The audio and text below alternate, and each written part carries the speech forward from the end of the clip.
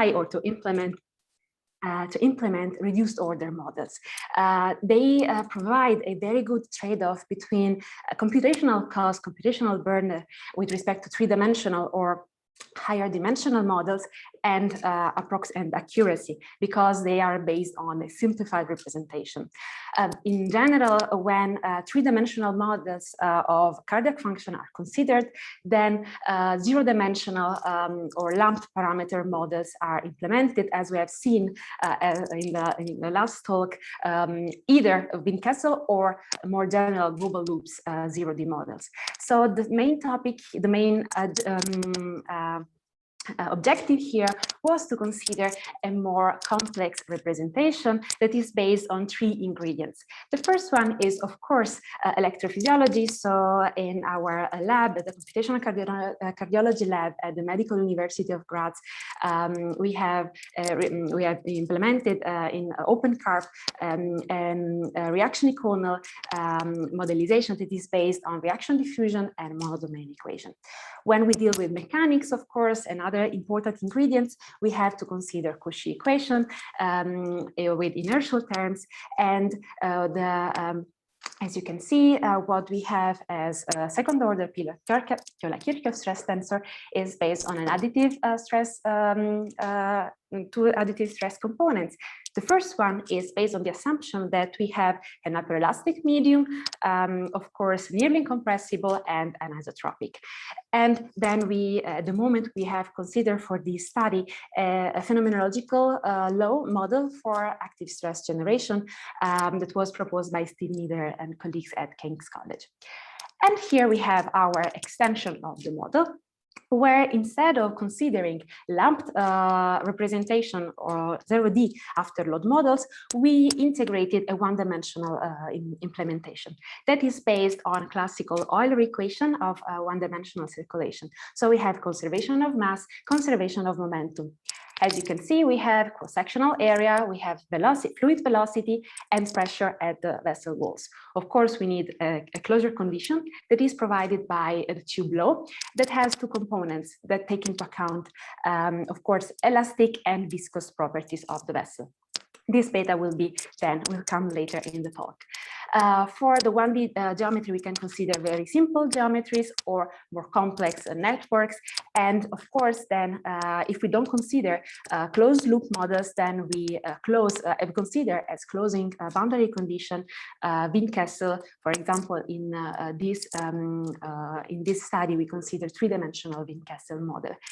Another thing that I would like to mention is that we also consider valve dynamics model. In this study, we consider minor valve dynamics model.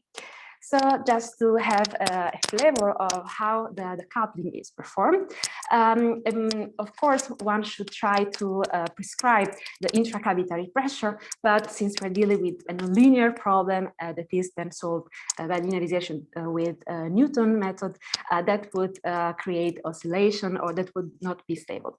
Another approach that is more accurate, of course, more computationally demanding, but more stable, is based on considering the pressure as the intracavitary pressure as an additional unknown. So we need a closing condition that is provided by the constraint that we have the volume exiting the cavity and the volume entering the circulatory system that are coinciding. And so then we end up with a saddle point that we need to solve in the variable U displacement and intracavitary pressure. Then we perform Galerkin discretization. We linearize using Newton's method, and we end up with a block system that must be solved. So just to see some first results, the very first proof of concept is based on considering one vessel of constant radius. And we can consider, for example, a portion of the aortic root, and we may see the impact of a variation in the elastic properties of this vessel on cardiac function. To do so, we consider a different elastic modulus, Young's modulus, and still varying in a physiological range. What we can see that is very interesting is that not only the stiffer the vessel, the higher the peak pressure, but also the pattern of the pressure wave is changing. And this is it all comes back to pulse wave propagation. In fact, the pressure wave highly depends on the propagation of the pulse wave. This wave can be decomposed into components: forward traveling and backward traveling. If we have a stiffer vessel, then this wave will propagate faster. Therefore, it will also be reflected faster. And these two components will sum up in a different way. In particular, they will sum up before. And that's why we have a higher pressure or phenomena like pressure amplification. And then this decay in the pressure trace will be faster. Of course, the stiffer the vessel, the more resistance will be applied against a distension. And so the flow entering the vessel will also decrease. That means that we will also have a higher end systolic volume, and so a smaller stroke volume when we have a stiffer vessel. What we can analyze is also, okay, we have seen a physiological condition. Let's say we have a stenosis. How does this stenosis impact the circulatory and the heart function? What we can see here, and to do so, we implemented an empirical stenosis model proposed by Jean and Alastrui earlier this year. So what we can see is that we have a dichotic notch that could not be seen in a simple and short vessel. We have also this oscillation that come from the fact that we use as initialization inflow that already had these oscillations that then are propagating at the level of the stenosis. In fact, something that I would like to mention is that since we're dealing with one-dimensional model, before performing the coupling between heart and circulatory system, we need to reach a steady state solution for the one-dimensional model. To do so, we let the 1D model run alone with an inflow boundary condition, inflow prescribed function that can be provided by clinical data. So also in this case, we can see that keeping all the other geometric properties the same, we have a higher peak pressure with respect to the case without stenosis. And also in this case, the stiffer the vessel, the higher the pressure, the peak pressure, the higher the higher the end systolic volume, because the flow will be also lower. Also, one thing that I would like to point out, point out is that the three-dimensional properties were personalized to data. So not only the geometrical properties, but also passive properties, where active stress parameters were also calibrated to a patient that for which we had clinical measurements available. So if we want to go, of course, into more physiological predictions, we cannot stick to one vessel. And so we can see what happens if we have a network of vessels. And here I could perform some simulation using a database that was provided by Charlton, Jordi, Alastrui, and colleagues 2 years ago. They analyzed the variation of pulse wave during aging. So they collected data from 2 cohorts for young people and older patients, and they were able to provide 2 networks with 116 vessels and 2 parameterized elastic properties of the vessels, terminal resistance, and compliances. So using these 2 data sets that, of course, were used in that paper to perform some 1D simulations alone. So in 1D simulations, here the inflow was provided just by an inflow prescribed function. Here, what I did was, instead of this inflow function, consider a 3D cardiac model. And what we can see, it is very interesting to see that the older the subject, the higher will be the stiffness and the terminal resistance. And this will be translated into a higher pressure. Also the peak, not only the peak pressure, but also the profile will be impacted by these faster reflected waves. So the flow will also be lower, and that will have an impact on cardiac function. what we can also see, since here we have more locations where we can analyze the propagation of the vessel, of the pressure wave, we can see how this pressure wave propagates coming from more local, from a central location to distal locations. So what we can see is that in a young subject, we have a very nice pressure, pulse pressure amplification and nice reflection. Here in the older subject, we have a lower pulse pressure amplification and resistance, as it could be expected physiologically. So if we have seen that we have a potential for forward probability, but of course we have an electromechanical model coupled with a one-dimensional model. We have a lot of parameters that we want to tune, and there's a big question, that is how to tune these parameters. So how to create the digital twins the two speakers were discussing about before, and before, like as a crucial pre-step before parameter calibration, we need to analyze how our model is impacted by a variance and uncertainty in these input parameters. So we need to perform a sensitivity analysis, and in these complex cases, global sensitivity analysis, variance space sensitivity analysis. Of course, we have a big challenge that is already represented by sensitivity analysis, and we have a potential bottleneck that is represented by the fact that we have complex models that have a computational cost. For example, here in our in the platform CARP, for one run of 1 second of one model on Vienna scientific cluster with 144 nodes, we need roughly 50 minutes. So we have, in order to perform sensitivity analysis, we consider fast surrogate models, statistical models based on Gaussian processes.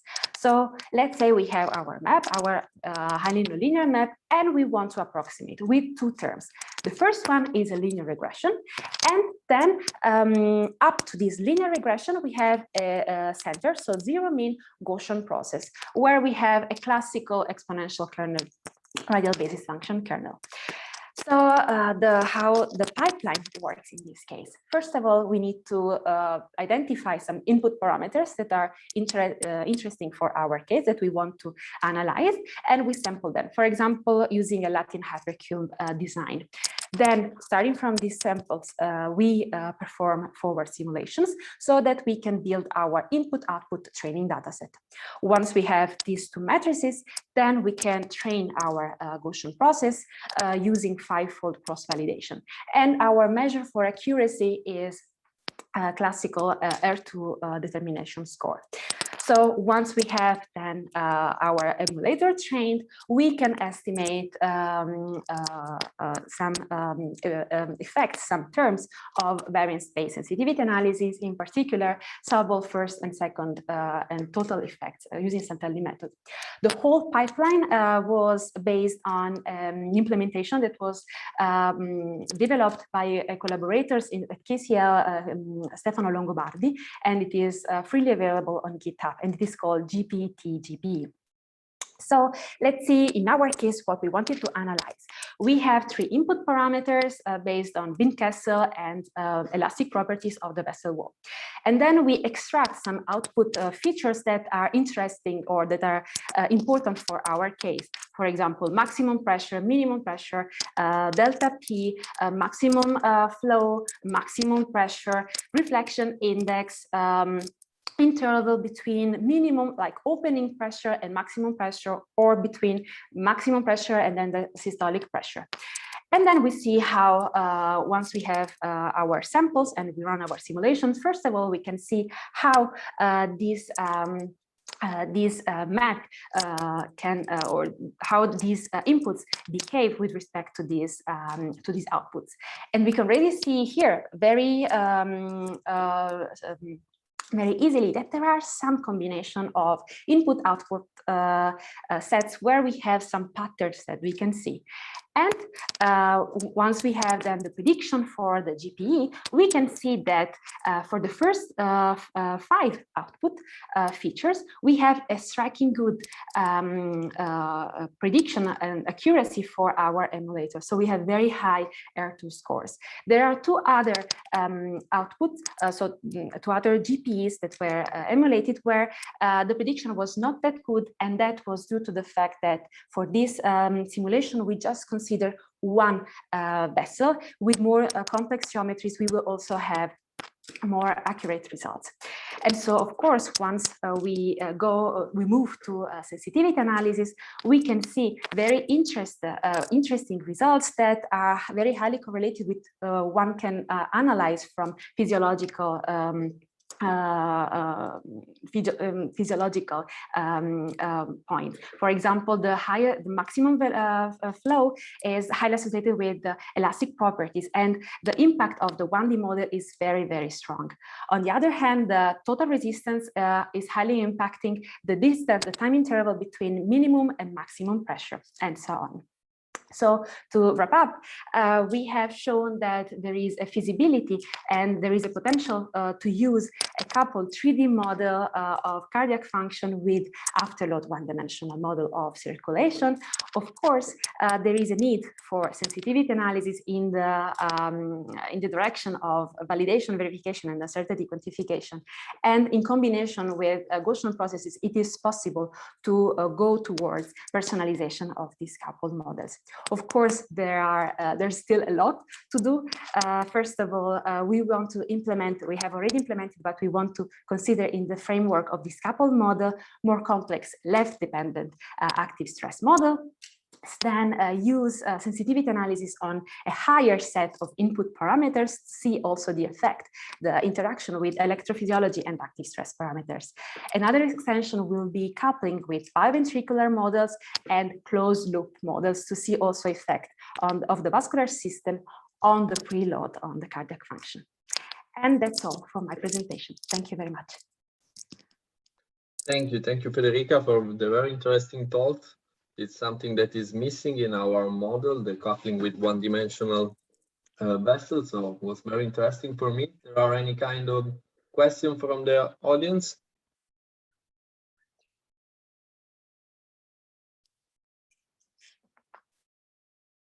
So if not, I'd like to ask you about these last things that you say as a future development. You know that we are coupling our electromechanical model with closed loop circulation, but it's a zero-dimensional model. So what do you think if instead of putting all this one-dimensional network, you will focus only on a single vessel like the aorta or something like this, and then couple with the zero-dimensional closed loop circulation? Actually, that's exactly the sense of this work.